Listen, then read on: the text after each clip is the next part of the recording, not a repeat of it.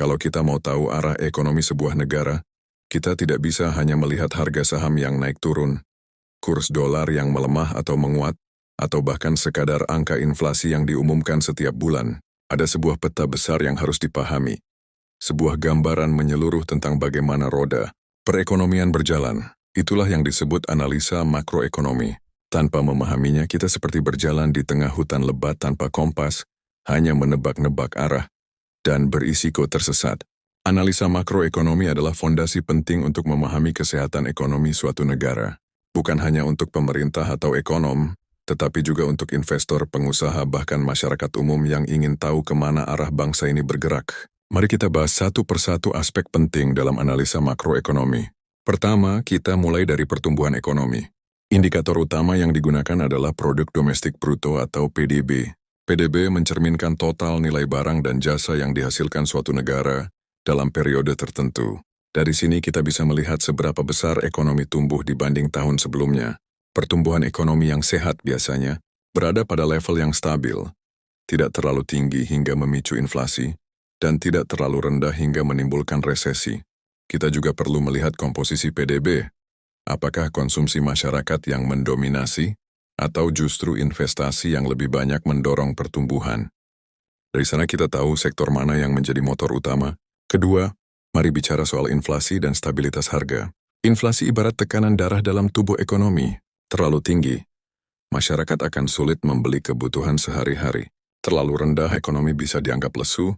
Inflasi biasanya diukur dengan indeks harga konsumen atau IHK, yang mencerminkan kenaikan rata-rata harga barang dan jasa yang dikonsumsi masyarakat. Selain itu, ada juga inflasi inti, yang menghilangkan komponen yang sangat fluktuatif seperti pangan dan energi, untuk memberikan gambaran yang lebih stabil.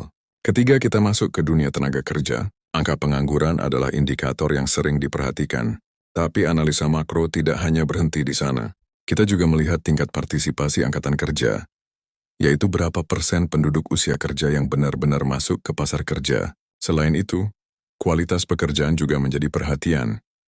Apakah lebih banyak pekerja formal yang mendapat perlindungan sosial, atau justru didominasi pekerja informal yang rentan? Produktivitas tenaga kerja juga penting, karena itu akan menentukan daya saing jangka panjang. Keempat, stabilitas moneter dan sektor keuangan.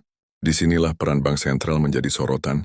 Suku bunga acuan, misalnya BI rate di Indonesia atau Fed Funds rate di Amerika Serikat, bisa memengaruhi banyak hal, dari minat orang meminjam kredit, investasi perusahaan, hingga nilai tukar mata uang. Selain itu, kita melihat jumlah uang beredar, kondisi perbankan, serta rasio kredit bermasalah atau non-performing loan. Semua ini menggambarkan apakah sistem keuangan cukup sehat untuk menopang pertumbuhan. Kelima, aspek yang tak kalah penting adalah neraca, perdagangan, dan sektor eksternal. Kita harus melihat seberapa besar ekspor dibanding impor. Apakah neraca berjalan surplus atau defisit, serta bagaimana arus modal asing masuk dan keluar. Cadangan devisa juga menjadi kunci, karena menjadi benteng utama dalam menghadapi gejolak nilai tukar. Jika cadangan devisa kuat, negara akan lebih siap menghadapi tekanan eksternal.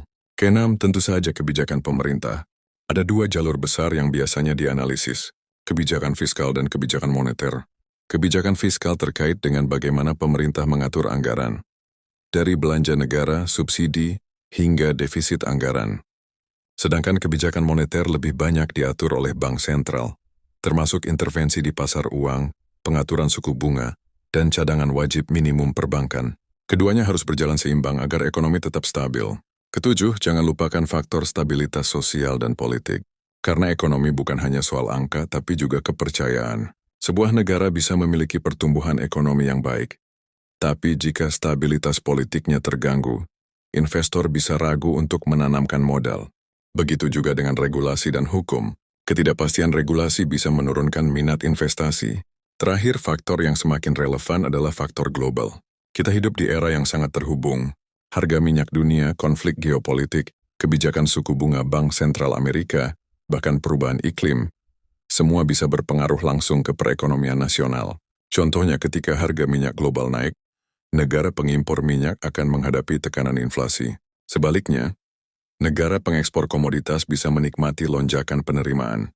Dengan melihat semua faktor ini secara menyeluruh, analisa makroekonomi menjadi seperti peta besar. Kita bisa memahami arah perjalanan, risiko yang mungkin muncul, dan peluang yang bisa dimanfaatkan.